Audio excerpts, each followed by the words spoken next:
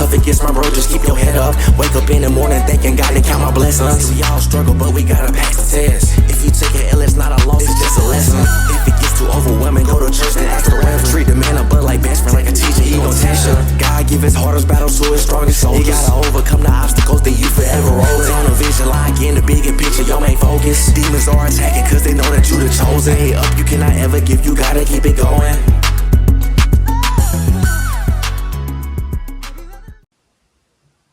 Listeners, welcome back to another episode of the Lead Well podcast. This is Brandon Holland, your host. And this episode that we're bringing to you today, we've been trying to do for a while now, and I'm really excited about it. And so today, for you, we have a leadership expert, the person who is doing what I want to do when I grow up. We have Mr. Bob Shackleford, who is also a sponsor of this podcast. He is a coach, a very long career in leadership. He does leadership programs. He has a leadership company, and, somebody that we can definitely benefit from hearing from. But that's all I'm going to say. I'll turn the show over to Bob and allow him to introduce himself a little bit more. Bob, welcome to the show. Thank you, Brandon. It's great to be here. Thanks for the invitation. Absolutely. Thanks for being on. If you could just kind of give us a little bit more about your background and kind of how you got to where you are today and what you're currently up to. Okay, glad to do so. My background is varied quite a bit, but it follows kind of a common theme. When I got out of college, I attended seminary at Wake Forest and served as a minister for many years, a pastor, and I was a military chaplain for 22 and a half years and enjoyed that. I was I served as well. I was on call after the 9/11 attack. I went to the Pentagon and served there as a chaplain. I also been to France to counsel with the wounded soldiers who were brought back in from the Middle East, into Germany, the hospital there at Ramstein in Germany, and worked several plane crashes. I've had quite a variety of experiences as a military chaplain, and also have been in education for overall about 30 years. Really, I've taught at universities, been in administration at universities. In 1998, I wanted to go into the community college system because I really was passionate about their mission of meeting people where they are and taking them as far as they can possibly go. And I grew up in a family that moved around all the time because of my dad's work, and we were poor, and I never dreamed about going to college. And my mother told me when I was about 10 years old, I asked her, Mom, when I grew up, do I have to be a Boilermaker? Like my dad, I just didn't want to move around all my life like that. And she said, son, said something that really changed my whole life. She said, you can be anything in the world when you grow up, anything you want to be, if you get your education and work hard. And they made a lot of sacrifices for me to do that. And so I worked hard and I got my education, and I've been blessed. As I said, I've worked in universities. I've worked in the community college system. I retired 3 years ago after 15 and a half years as president of Randolph Community College in Asheboro. And since then, I knew in retirement I didn't want to just sit in a rocking chair. I wanted to do something. And I didn't want to just do something for a side gig and a paycheck. I wanted to do something that meant something to me. And so I started Shackleford Leadership Institute. And I do leadership training and executive coaching and speaking engagements. And so I hoped that I could do that one day because I've always been passionate about it, and it's something that meant a lot to me. And so I love what I'm doing. That's awesome, Bob. That's so good to hear. First of all, thank you for your service too. Thank you. To our country. and your continued service in building leaders and helping move society forward. Let's go back a little bit to the beginning. How did your leadership journey start? Like, what was your, maybe one of your earlier leadership positions, or one of the things that sort of maybe led to you getting into leadership? Well, when as a chaplain in the Air National Guard, Air Force chaplain, uh, the commanders would come to me and they would hold a annual commanders retreat, usually somewhere down at the beach, and all the commanders of the different units would go down to some retreat center and have a retreat. And then they put their agenda together to get updates on all the military things. Uh, the uh, the commander of the whole Air National Guard came to me and said, "Would you go with us on this retreat and do a leadership training session?" And I said, "Wow, I'd love to." And so that kind of became an annual thing. They asked me, and then the master sergeants got wind of that, and they have a retreat every year. They asked me if I'd go do that. And during this time, while I was in the I was in the military already when I went back to school to get my doctorate, and so I had my major, and I had some extra elective hours, and I was trying to decide what would I like to do with that. And I thought, I've got enough elective hours here. If I put them together, I could get a minor in my doctorate in leadership. And so I did that because I loved doing it. And so I got a minor. I have a minor in my doctorate in leadership development. And so, and that worked out well because once I got involved in college work, they saw that I had some training in leadership development. And so I got some administrative opportunities. So I became a department chair, and then a dean, and vice president, and president.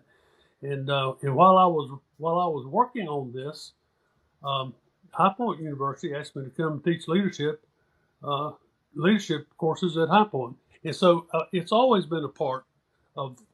It just whetted my appetite. It's something that it wasn't like to get me interested in that. It wasn't like trying to light wet kindling. I mean, it just poof. Once I got a taste of it, I said, "Man, I love doing this."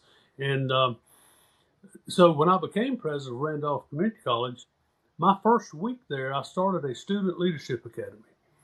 I said, I don't want students to just come sit in the classroom and take notes and take a test and call it college. I want them to get a chance to learn and grow and develop and reach their full potential. So I started a student leadership academy. And within my first 3 months, I started a leadership academy for faculty and staff. And we did that throughout my 15 and a half years there. And in fact, when I retired, we had a waiting list to get in. Wow. So when I retired and I didn't want to just sit down, what do I want to do? It's a no-brainer. It's leadership training. And so it's been a part of my whole career. And I love it. And I couldn't be happier with how blessed I've been in this.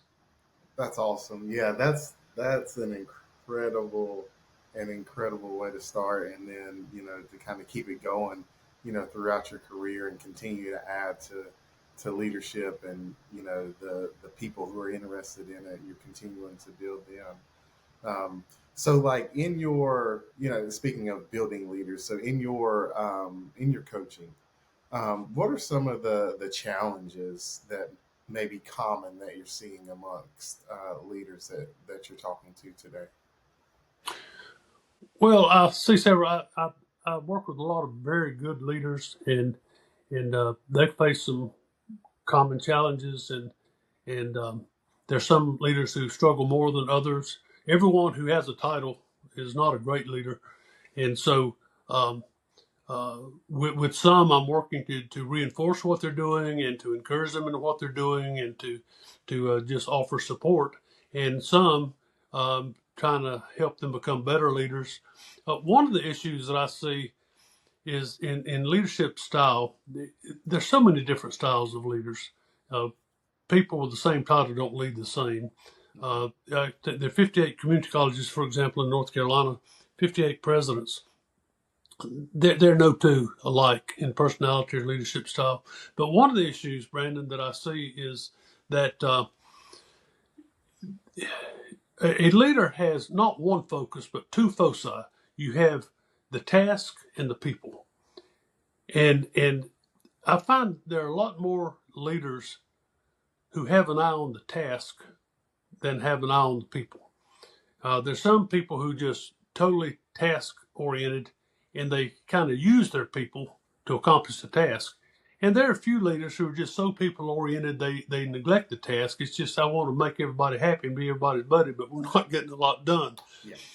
One of the challenges is to have a great balance where you're really serious about the task and you're dedicated and disciplined about the task, but you also take care of the people and you connect with the people and relate to the people. That double focus is really important. That's one of the challenges I see. I don't know if you've seen that, but to me, a great leader has to have heart as well as skill. And there's some very intelligent, bright, talented leaders that are not connecting with the people. And to me, that's I respect and admire and follow leaders better if I know they care. And so that's one thing I always try to instill, that remember, it's not just the task, it's the people as well. That's very important. Yeah, one of the things that I've tried to focus on as a leader, and sometimes, I wonder whether or not I'm doing the right thing, is, take care of the team first, right? I try to keep that, at the forefront, but, it's good to kind of hear this because, it reminds me to also, make sure that we're staying disciplined and staying on task as well. And, we're not getting behind in those sort of things too. So, in dealing with some of these challenges, what are some small changes or some small tweaks that leaders could do differently to be a little bit better? Some things that you're seeing that, maybe kind of consistent across the board. I would say number one would be listen. Leaders, people in leadership positions tend to think, okay, I'm in charge. I'm the one that is expected to have the answers. I'm the one that decides what we're going to do. So therefore, y'all listen to me. And they feel like sometimes they feel a responsibility to speak and to speak wisely and to say the right things, and they really concentrate on that, when one of the greatest communication skills you can have and one of the greatest skills a leader can have is to listen. There's some leaders who think, well, you ought to be listening to me. I'm the one with the rank. I'm the one with the knowledge. I'm the one with the expertise. And I don't need to be learning from you. You need to be learning from me. We don't know it all. And it's not all about us. The people on the front line have their hand on it a lot more than we do. And a wise leader who is secure enough will listen to his people. If we're insecure, well, I don't want to ask any questions. I don't want to listen because then they'll know I don't know everything. Mm-hmm. Well, a wise leader will listen to the people and ask questions of the people. And that makes the people feel empowered, and it makes them feel important. And it makes, wow, he asked me my opinion the other day. That meant a lot to me. It creates trust and respect. And if you don't have respect and trust, you're not a leader at all. You're just a person walking around with a title. And so when you listen and you empower your people and you respect your people, think about it. Think about all the people you respect. You don't respect people who don't respect you, do you? Right. And so one of the great things a leader can do to build respect is to respect the people. Yeah. trust the people. Uh, they they've got a lot to share. One of the most frustrating things that I've experienced along the way when I was not the leader, when I'm in the middle of the pack and I'm coming up, is when the leader makes a decision and announces it, and I say, "Oh man, I wish we could have talked about that. You can't do that." And just one conversation could have saved a whole lot of complication and difficulty. So, one of the things a leader can do to improve, if you are a good listener, your people are going to respect, trust, and love you, and they're going to feel empowered, and they're going to work hard to do their very best for you. So listening is one of the things you can do. I say another is to be available, to be real. There are people who are personable and caring and interactive and open as they come up the ranks, and then they get to the top. They think, okay, now I've got to start acting like a leader. Right? Well, they choose. Hey, be what you were that got you there. Be real. Don't say, well, I was Bob, but now I'm president. No, you're still Bob. Be real. A leader who comes into work every day and gets out of the car and comes in and walks through the office and into his office and closes the door, is on the computer all day, is not as effective as a leader who goes around and is visible, available, stops by your desk. Morning, Brandon. How things going? You doing well? And have a chat. And then, is there anything you need from me? Connection. That's just little things like that. If a leader does that, it's a lot better than a brilliant leader hold up his office on a computer who's above it all and disconnected. Gotcha. Absolutely. Yeah. So, hey, to the leaders out there, make sure you're having these conversations. Make sure you're getting out and seeing people, and make sure you're not just going and sitting in your office all day. Yeah. So, Bob, like along those same lines of leadership development and getting better, when someone, and you were saying your first week you started a leadership program, a student leadership program. When someone's reached a peak leadership position, how can those folks continue to get better? They've probably read most of the books, been to all the conferences and all the trainings, but once you've reached that part, like how can you continue to excel? Well, there's a difference between being intelligent and being wise. And when you've attended all the conferences and read all the books, you're very intelligent. If you're wise, all of that has taught you how much you still have to learn. There's never a time when you're really at the peak. We're always, when they bury me, I will have peaked. Until then, I've got a lot to learn. No matter how many experiences I've had, no matter how many years and how many leadership positions, no matter how many conferences I've attended or books I've read, I still have to learn. Think about it like this, Brandon. In 1800, go back to 1800, the cumulative knowledge of the human race doubled every 100 years. So in 1800, the human race had compiled knowledge about double what we had in 1700. When I was in high school, it was doubling every 10 years. You know what it is now? It's about 11 months. Wow. The cumulative knowledge of the human race knows today double what we knew 11 months ago. And it will double again 11 months from today. Now, and that's getting ready to multiply much faster with AI. Yeah. So think about it, 1800, the knowledge of the human race doubled every 100 years, and now it's 11 months. So at what point do I get to where I don't need to keep up? At what point can I say, oh, I got my degree back in 1993? Well, good. Do you know how many times things have changed since then? I don't want a surgeon operating on me that hasn't learned anything since he got out of med school. I hope he's keeping up, because medicine is changing. I want the best and the latest. I'm saying if I don't keep reading and keep learning, If I don't keep working at it, I'm falling behind at warp speed. And so read. I read compulsively. Read, listen, learn. I watch TED Talks. I do watch podcasts. I read books, go to conferences. And at no point in your life can you say, okay, I've reached the peak. I'm at the top of the summit. Here I am. I did it. That you may be intelligent, but if that's what you think, you're not wise. Right. Yeah. That ego gets in the way. Oh yeah. Yeah. So I got a question from one of our listeners. Mm-hmm. A really good question.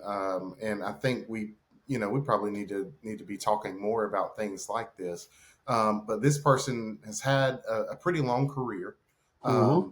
And they are in a number 2 position, right? They're an assistant.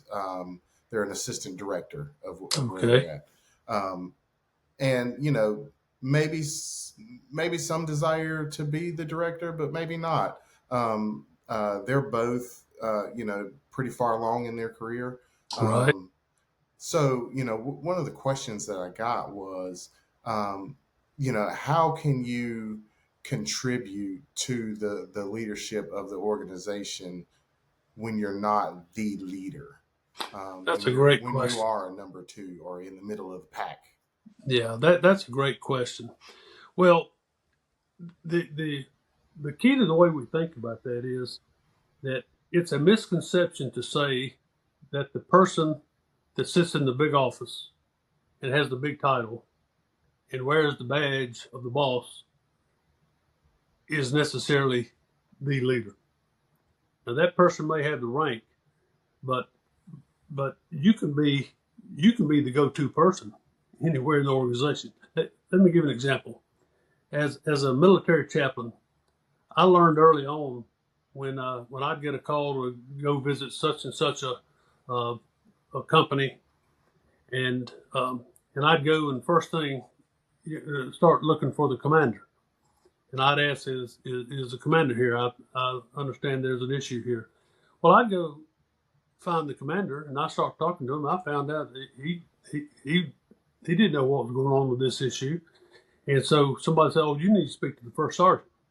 Well, in terms of rank, the commander's up here and the first sergeant's way down here. You got all the officer positions and then the senior sergeants, and then you got the first sergeant. Well, Brandon, it didn't take long before if I'd get a call to go help with some situation, as soon as I showed up, somebody would say, Chaplain, can I help you? I say, yeah. Could I see the first sergeant? Because that's the person who knew. So don't confuse. In fact, let me put it like this. I would do this kind of tongue in cheek, but there's some truth to it too. My executive assistant, when I was president, she's the one that would screen my calls, take the calls, make my appointments, handle the calendar, do all these things. And when somebody would come, I had an appointment with someone who had never met her.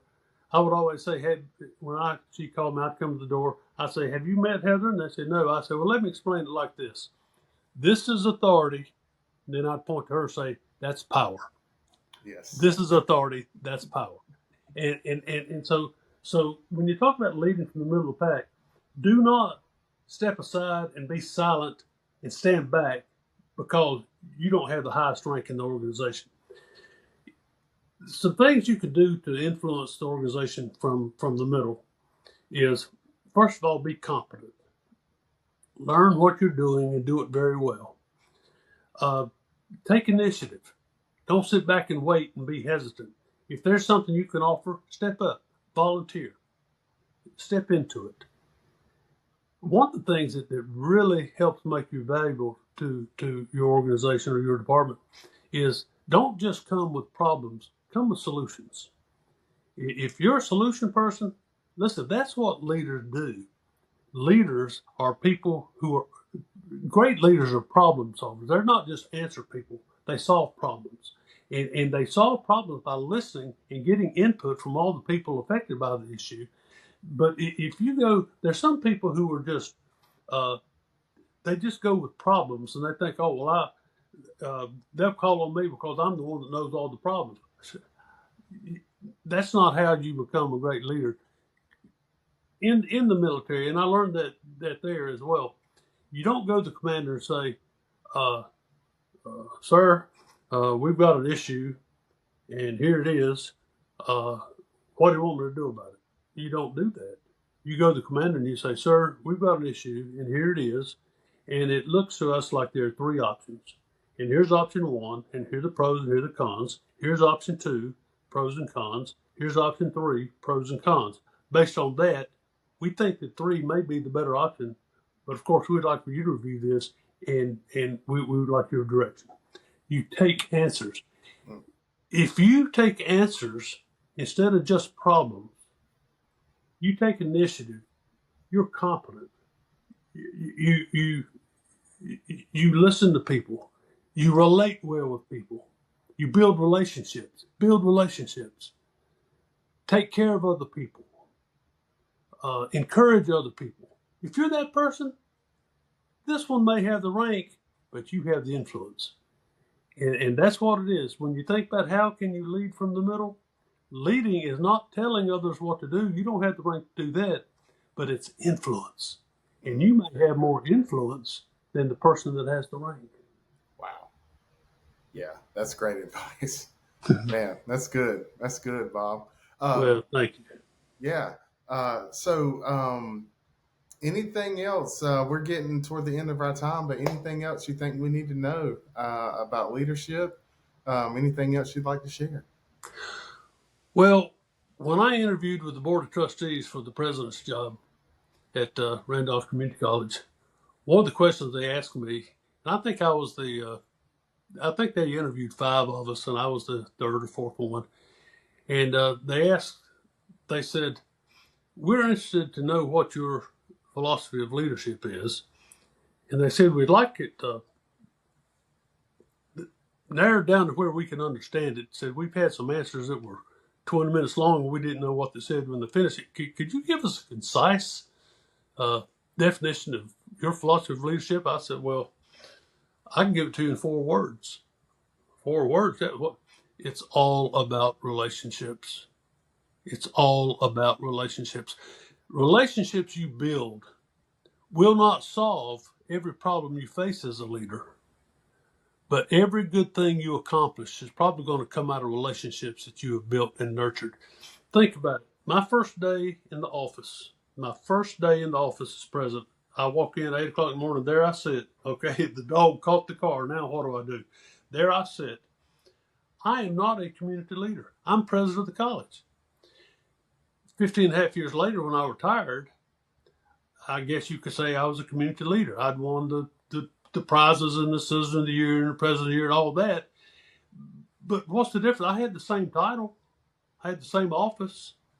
I hadn't gotten a promotion. I'm in the same place the day I retired as the day I started. The difference was that first day sitting there, I did not know the superintendents. I did not know the sheriff. I did not know the commissioners. I did not know my legislators. I did not know the head of the corporations. I did not know the community leaders. I did not know the president of the chamber. I did not know the Economic Development Corporation. I had built none of those relationships. That first day, I had the title, but I'm not a leader. As I got out and started contacting people, I'd like to go to lunch with you. I'm the new president of the college. I'd love to meet you and get to know you and find out what you're doing and what's on your mind and what I can do for you.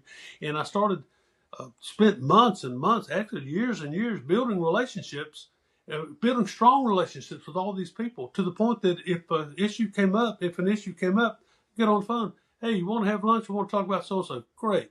The county manager would call me and say, we had a little queue. He would call and say, Bob, you got time for a cup of coffee? What that meant was I need to talk to you about something because of the relationship we had.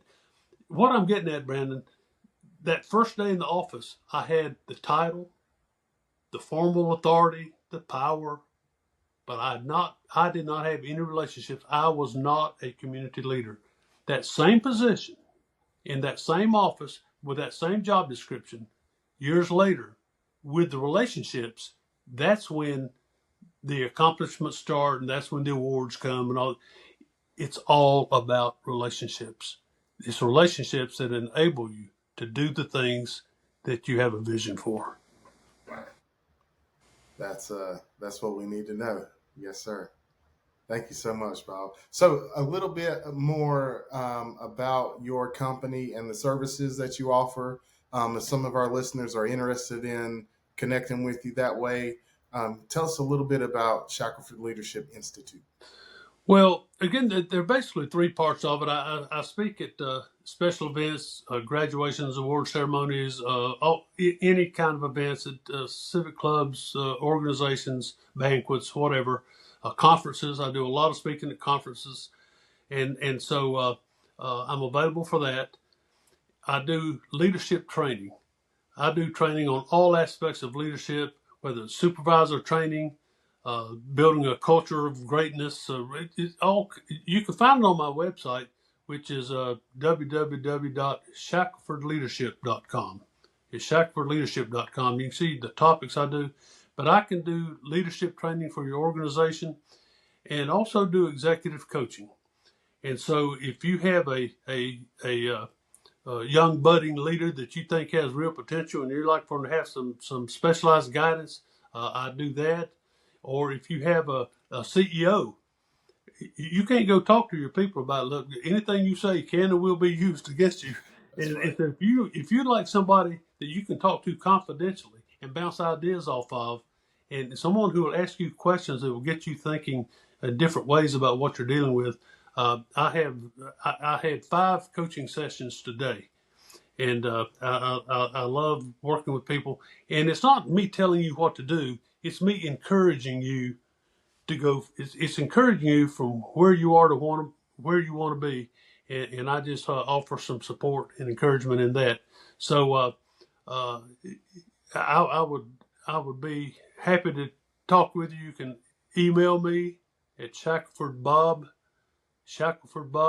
at gmail.com, or look on my website, shacklefordleadership.com. And I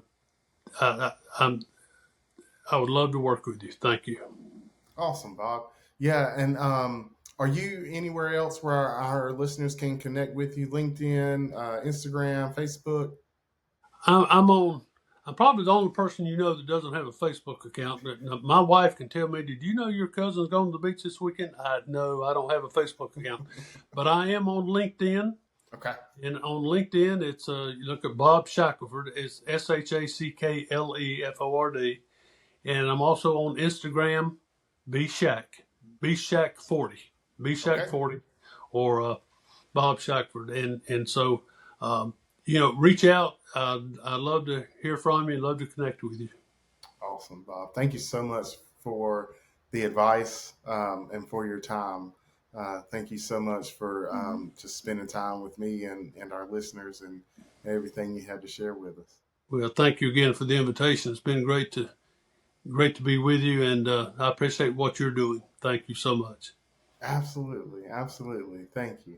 And to the listeners, hey, thank you so much for sticking with us this long.